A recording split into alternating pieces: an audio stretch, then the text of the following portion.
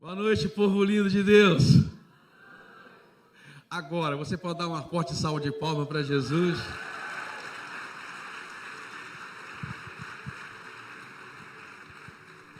Louvado e exaltado seja o nome poderoso do nosso Senhor e Salvador Jesus Cristo, que eu creio que vai dar a você um ano extraordinário, amém? E a gente está aqui para consagrar o ano de 2026. Você sabe que é interessante. Hoje mesmo estava conversando com algumas pessoas pela manhã. Eu tenho uma reunião de homens pela manhã. E a mudança de ano é uma mudança de ciclo, uma mudança de etapa. Ela pode fazer uma grande diferença na sua vida, mas também pode não fazer nenhuma diferença. Se você encará-la apenas como uma mudança de calendário, vai ser apenas uma virada de ano. Mas se você encarar como uma oportunidade que Deus te dá para uma nova trajetória, uma nova etapa na sua vida, pode fazer toda a diferença. Então, na verdade, amado, depende mais de você. Depende mais da disposição que você tem de encarar esse novo ciclo, esse novo tempo, assim como nós vamos ter nesse ano todas as estações programadas por Deus. Nós estamos no verão, depois vem o outono, inverno e novamente vem a primavera, preparando-os para o próximo ciclo. Assim também pode ser a sua vida, de fé em fé e de glória em glória, sempre olhando para frente e nunca para trás, como diz a palavra do Senhor: esquecendo das coisas que para trás ficam, avanço para as que diante de mim estão. O crente, amado, é aquela pessoa que o passado só é para ser lembrado, para que você tenha o seu presente fervoroso, para que você tenha esperança no seu futuro. Você está entendendo?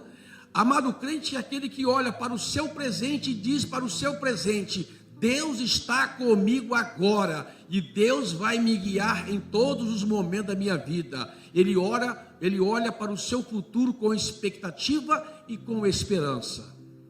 É assim que a Bíblia nos ensina. Então eu já quero começar a orar com vocês.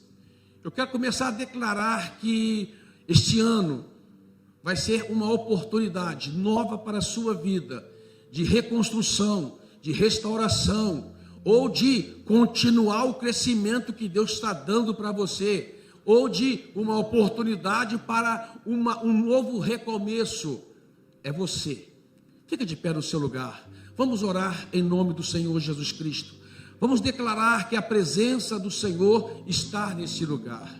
Vamos orar crendo que o Espírito do Senhor move-se neste lugar, de tal forma, de tal maneira, que Ele pode mover as águas da sua vida, começar a mexer nas suas estruturas, começar a mexer em certas situações da sua vida, para promover uma mudança para melhor.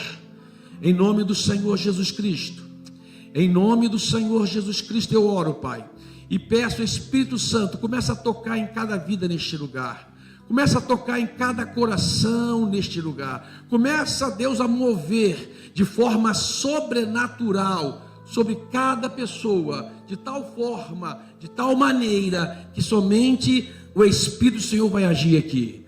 Não há espaço para outro espírito. Oh Deus, não há espaço para a dúvida, não há espaço para o medo, não há espaço para a desconfiança, não há espaço para o desânimo. Neste momento, nós temos que quem vai operar neste lugar é o Espírito Santo de Deus. Você pode dizer glória a Deus? Você pode dizer amém, Jesus? Você pode dizer: eu recebo essa palavra sobre a minha vida, eu recebo essa palavra sobre a minha família, eu recebo essa palavra sobre os meus negócios, sobre o meu trabalho. Amém, amado?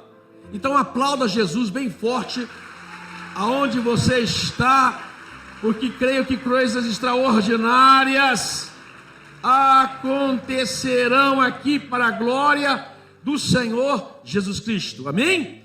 Ainda de pé, vamos ler o livro 1 Reis, capítulo 18, versículo 1.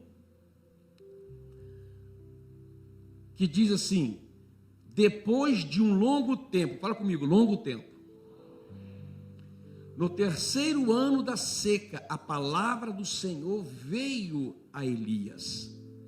E a palavra era: vá apresentar-se a Acabe, pois enviarei chuva sobre a terra. Pode sentar, amados.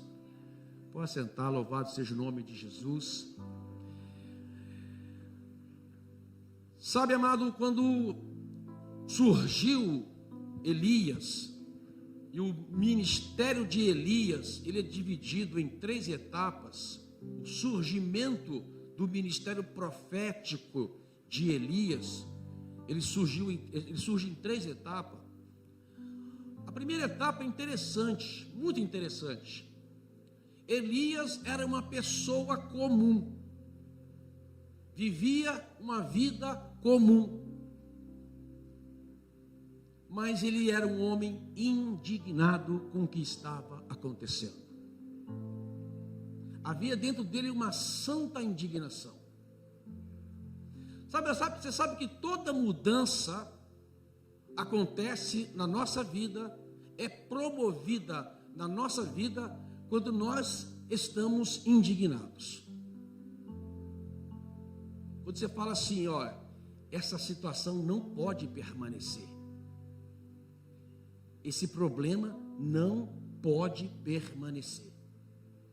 Eu não quero continuar vivendo as mesmas coisas, praticando as mesmas coisas e obtendo os mesmos resultados. Eu quero fazer algo, e esse algo que eu quero fazer tem que causar uma transformação, uma mudança. E deixa eu te falar para você uma coisa, meu querido, minha querida. Às vezes Deus promove uma mudança na sua vida, mas antes de promover essa mudança na sua vida, é igual mudar de fato uma casa, vira uma bagunça.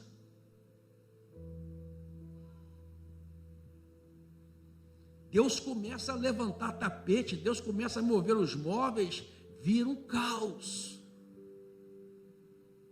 E o ministério profético de Elias começa justamente por causa da sua santa indignação.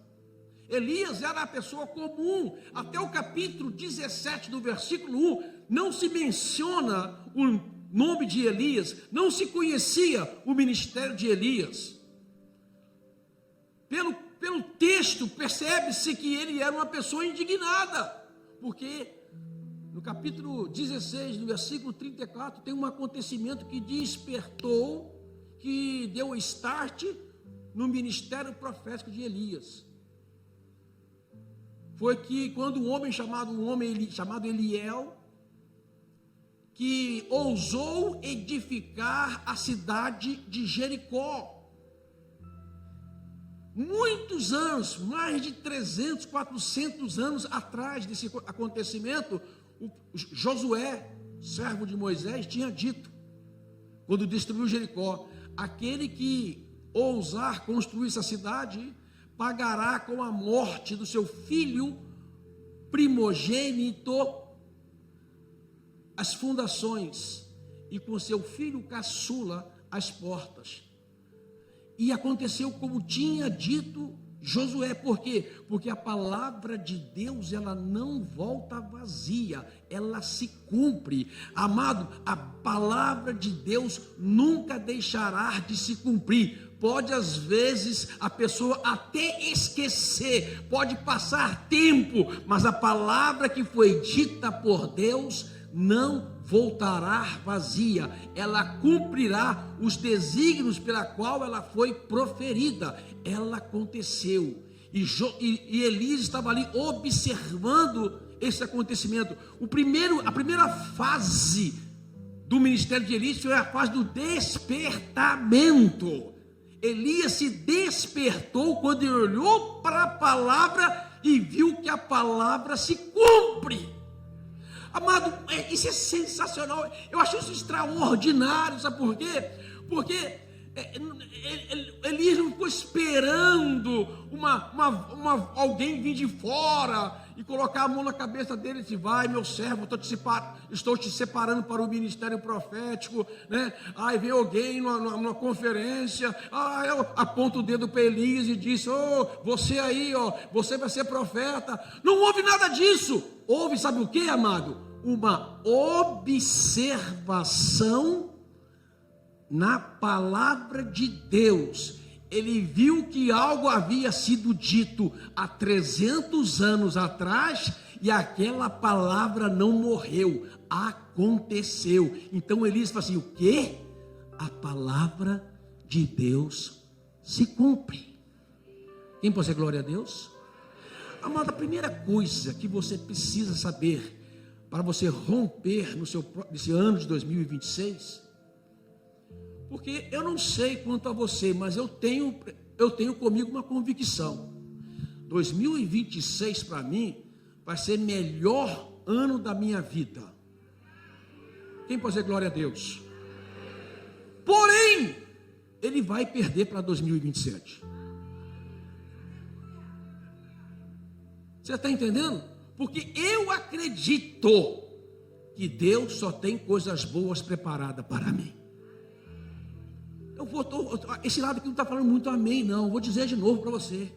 Você precisa acreditar que Deus tem coisas boas para você. Amém, querido? Então a cada etapa é uma nova etapa. A cada nova etapa, Deus prepara coisas novas para você. E se foi Deus que preparou, não importa o que aconteceu, foi para o meu bem. Você está entendendo?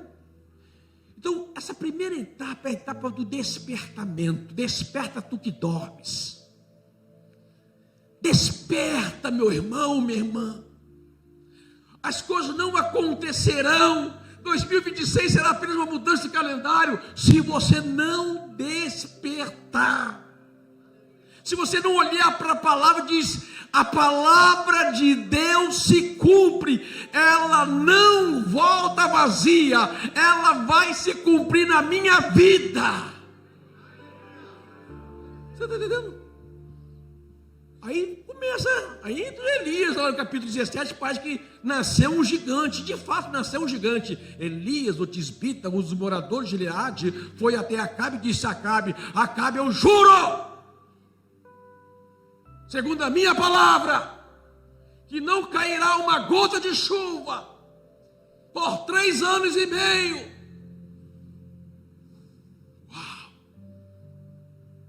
Que ousadia! Mas onde estava baseada essa ousadia? Em que estava fundamentada essa ousadia de Elias? Numa palavra que estava lá em Deuteronômio, que dizia assim: se meu povo se desviar dos meus caminhos e for ir após outros deuses, eu cerrarei o céu para que não chova sobre a terra. Elias capturou essa palavra que estava no mundo espiritual e trouxe para a sua realidade. Ele viu que a palavra de Deus se cumpriu. A palavra de Josué, ele disse: a palavra de Deus não volta vazia, ela vai se cumprir. O povo está distante de Deus, o povo está longe de Deus, o povo está adorando Baal. Eu vou profetizar a palavra de Deus. Amado, profetizar a palavra de Deus é você capturar uma verdade bíblica e transformar essa verdade bíblica como a sua realidade. Você está entendendo? A maior profecia para a sua vida já está escrita. Vou repetir: a maior profecia para a sua vida já está escrita.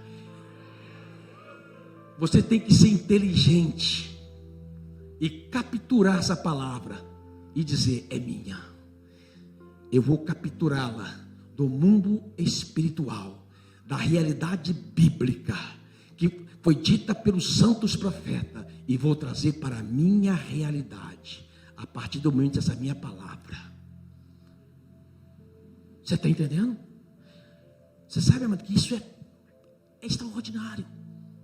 Você está lá no seu momento de devocional, no seu momento, às vezes, espontâneo, lendo a Sagrada Escritura, lendo a Bíblia, passando por uma situação, quem sabe, que você não consegue entender o porquê, um momento de dúvida, quem sabe até de desânimo, e você está lendo lá, e de repente você vê um versículo, e olha para aquele versículo, e aquele versículo salta das páginas da Bíblia, e entra para o seu coração, ele deixou de ser uma palavra logos, e passou uma palavra rema, uma revelação de Deus para a sua vida. Nesse momento você capturou a palavra. É nesse momento que você começa a dizer: essa profecia é para mim. Primeiro momento, despertamento. Fala comigo, despertamento. Eu creio que o que a igreja mais precisa hoje é despertar por essa verdade. Ao segundo momento de Elias foi viver na dependência. Fala comigo, dependência. Aí ele soltou a palavra. E amado, você liberou a palavra, você vai também receber consequências da própria palavra que você liberou. Deus não colocou lá Elias dentro de um cubo escondido do mundo. Não, ele viveu no mundo em que havia 3 anos e meio sem chuva, seca total. E o primeiro momento dele foi um momento de dependência. Agora libera a palavra. E agora Deus vai falar que eu já ordenei os corvos para te sustentar. Você vai comer da boca dos corvos. Uau! O segundo momento foi quando Elias, o riacho secou, os corvos não vinham mais com carne, uma dieta boa, né? Uma dieta de proteína. Elias estava bem bombado, só comendo carne. Aí Deus falou: agora eu vou tirar a dieta de proteína e vou tirar carboidrato para você. Vai lá em Sarepta, que eu já ordenei uma viúva para te sustentar. E Elias vai lá e encontra uma mulher. E o milagre sempre é duplo. Às vezes tinha uma mulher lá orando: Deus, é a minha última vasilha de farinha, é o meu último vidro de azeite, vou fazer um bolo, Deus, depois eu não sei o que será da minha vida e do meu filho. Eu estava, quem sabe, orando, aí aparece Elias: para de orar, essa farinha, esse azeite não é seu.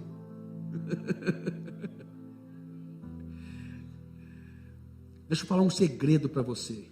Enquanto você tiver um fio de esperança em você, você ainda não aprendeu a viver o que é dependência de Deus.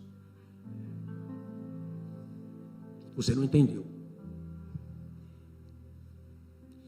Enquanto você tiver um fio de esperança na sua força, na sua capacidade, no seu poder de fazer, você ainda não entendeu o que é dependência de Deus.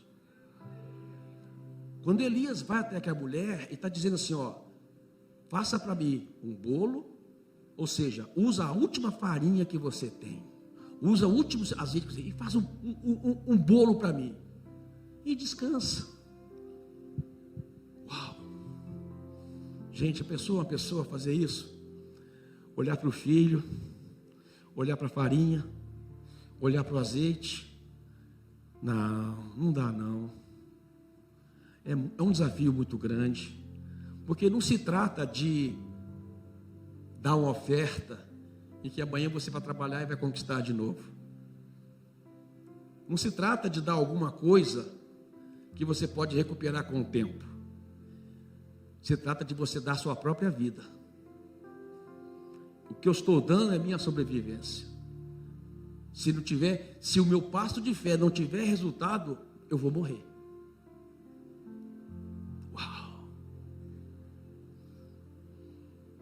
Vai lá, porque não vai faltar farinha na sua prateleira, nem azeite na sua botija. Aleluia! Enquanto houver seca, tem pão. Aleluia! Aleluia!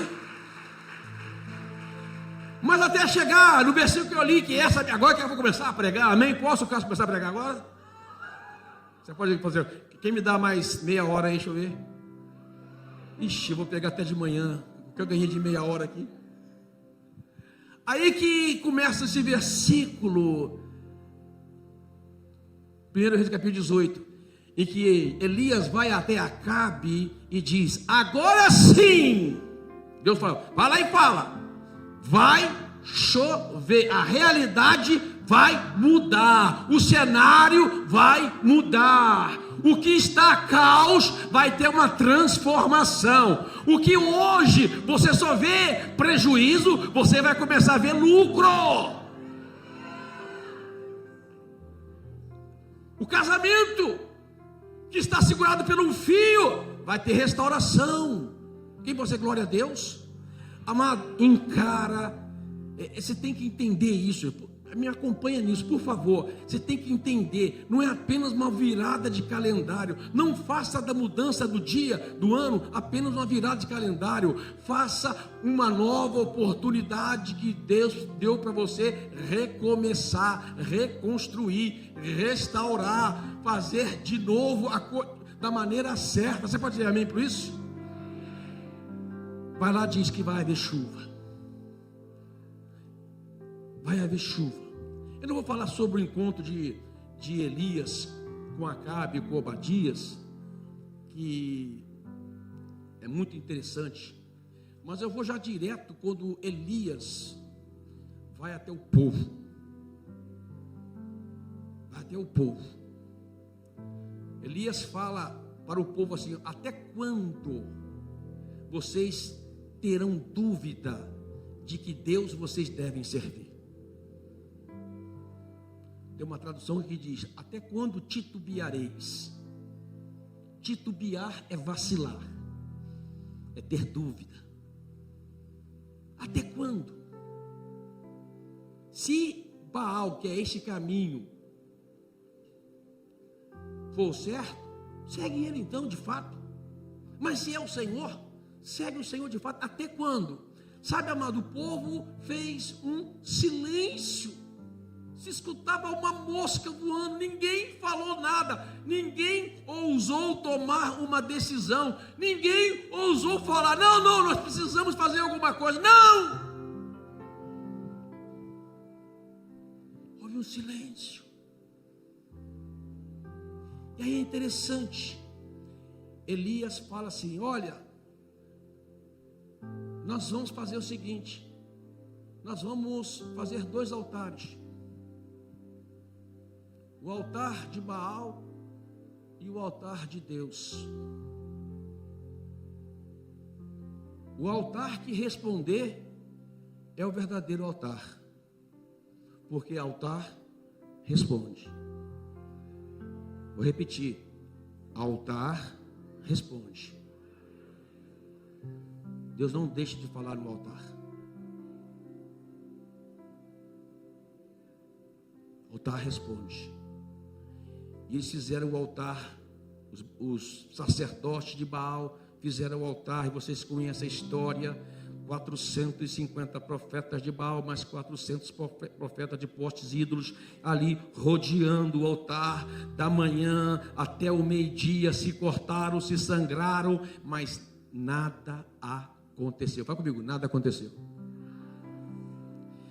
Agora eu vou te falar uma coisa, eu estudei esse texto por muito tempo, e sempre ficava impressionado, como é que uma pessoa pode se cortar, se sangrar, chegar quase a se matar em frente a um altar? É porque, na verdade, aquele altar por muito tempo respondeu, mas respondeu com engano e mentira. A Bíblia fala dos falsos prodígios, dos sinais de mentira que enganam muita gente.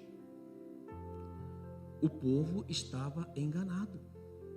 Aquele altar respondia, e essa resposta aprisionou o povo numa mentira. Só que quando apareceu o homem de Deus e desafiou para o fogo descer do céu sobre o altar, certo? Amado, a oração de Elias trancou o céu e não houve resposta de Baal. não é o assunto meu hoje, não quero entrar, dar uma pincelada nisso, Cássio. Não é o meu assunto hoje. Mas, meu amado, eu estou crendo numa igreja com tanta autoridade sobre essa terra. Eu estou crendo numa igreja tão audaciosa nesta terra. Eu estou crendo num povo de Deus tão firmado, aliançado com Deus, que eles vão orar e o céu vai se trancar.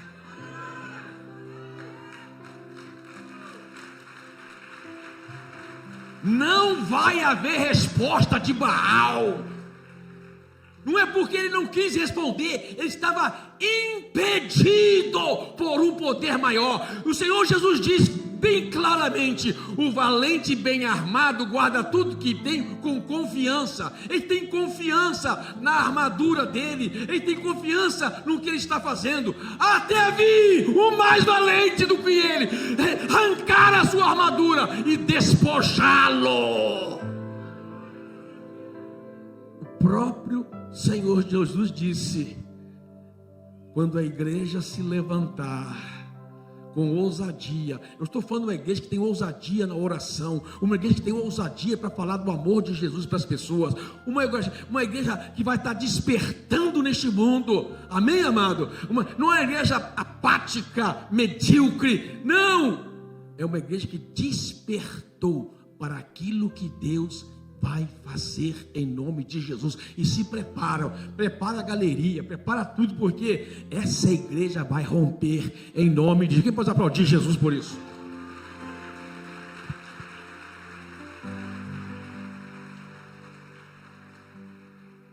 Mas eu não quero me concentrar no altar de Baal, porque ele já está derrotado em nome de Jesus.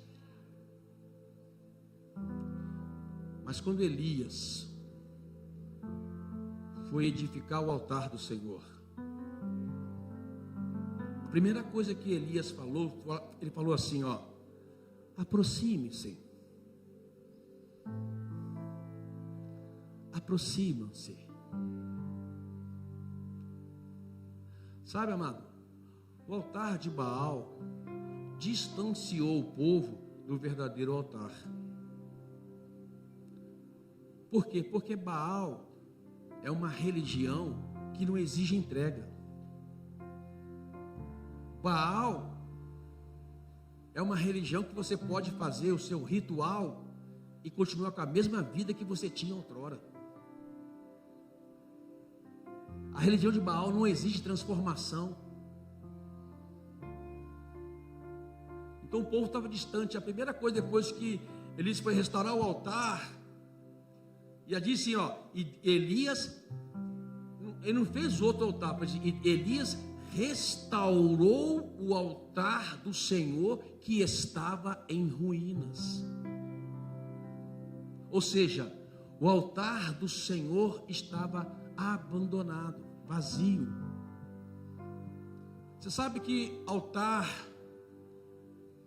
tem duas significados.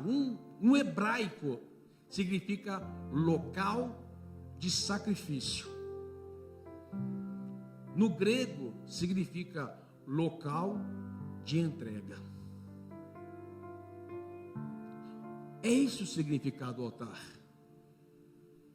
Sem sacrifício não há transformação de vida. E o sacrifício que você tem que fazer já foi feito por Jesus lá na cruz do Calvário. É pela graça que você é salvo agora. Você tem que andar por fé. E eu tenho fé que o sacrifício de Jesus Cristo na cruz do Calvário foi suficiente para me purificar e me salvar. Por isso eu me entrego. Aproxima-se. O altar estava dividido. O povo estava dividido. Até quando titubeareis entre dois pensamentos? Sabe, amado, o coração dividido é um coração que tem dúvida.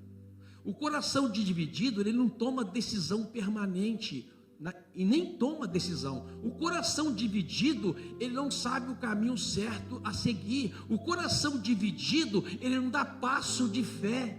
O coração dividido é enfraquecido. E o que o diabo mais quer fazer hoje é dividir, é enfraquecer, é esmorecer a sua fé, a sua confiança na palavra de Deus, é colocar dúvida naquilo que você crê. E Elias fala: aproxime-se do altar, que eu estou restaurando. E é interessante que ele pega 12 pedras. 12 pedras. Quando Jacó fugia do seu irmão Esaú, e ele deitou lá no deserto, e botou a cabeça numa pedra, e teve aquele sonho, e o sonho que ele teve era uma escada que ia até o céu, e os anjos subiam e desciam naquela escada. Quando Jacó acorda, debaixo daquela revelação de Deus, ele diz: esta é a casa de Deus, e não sabia, e derramou azeite sobre ela, e diz: Betel, casa de Deus, lugar de encontro. Aqui Deus me encontrou, aqui Deus me achou. Eu estava no deserto, eu estava sem saber para onde ir, eu estava sem saber o que fazer, eu estava com dúvida do meu futuro. Deus me encontrou no altar.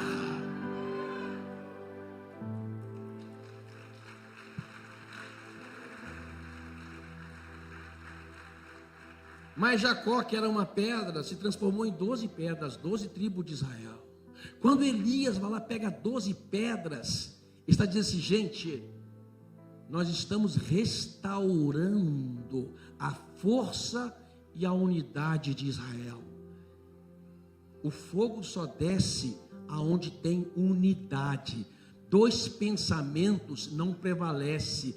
Jesus disse: a casa dividida não sobrevive, a casa dividida não prevalece. E o que o inimigo quer fazer é dividir a casa.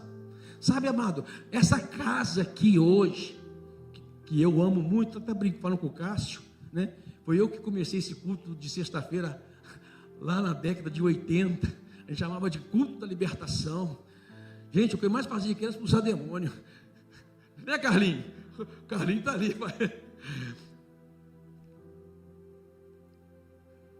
Essa casa, amado, as pedras precisam estarem unidas para o fogo descer. Você está entendendo?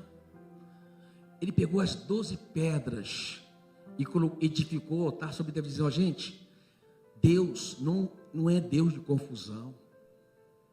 Deus, ele vai agir poderosamente aonde ele encontra a unidade de pensamento. Não pode titubear, não pode dividir o pensamento, tem que estar pensando uma coisa só, em nome do Senhor Jesus. Quem pode dizer glória a Deus? Louvado seja o nome de Jesus. Edificou as 12 pedras. Ele fez um rego em volta do altar. Você sabe o que significa isso, amado? Significa Elias declarando a total dependência de um milagre que aconteceria do céu. Ele não queria deixar nenhuma dúvida do milagre. Ele pegou a água, jogou a água que é a palavra de Deus, molhou a lenha, molhou o altar. E Elias orou: desça fogo do céu. E o fogo desceu, e lambeu o altar, e lambeu a água, e queimou a lenha, queimou o sacrifício. E é interessante, porque a Bíblia fala: na hora do sacrifício da tarde, o fogo desceu sobre o altar. Na hora do sacrifício da tarde, o fogo desceu sobre a lenha. Elias sabia a hora certa que ia acontecer, quando Jesus ia dizer: Pai, está consumado. na hora do sacrifício da tarde, o milagre acontece. Na hora do sacrifício da tarde, a sua vida é transformada. Você precisa acreditar, amado, naquilo que a palavra de Deus disse. Um longo tempo depois, Elias veio para dizer que ia haver mudança, e eu estou dizendo em nome de Jesus Cristo, 2025 foi um longo tempo. Hoje é tempo de mudança. Hoje é tempo de você dizer: Deus, me aponta a hora do sacrifício da tarde, porque eu creio que o fogo vai descer e o milagre vai acontecer na minha vida, em nome do Senhor Jesus Cristo. Aleluia. Fica de pé no seu lugar.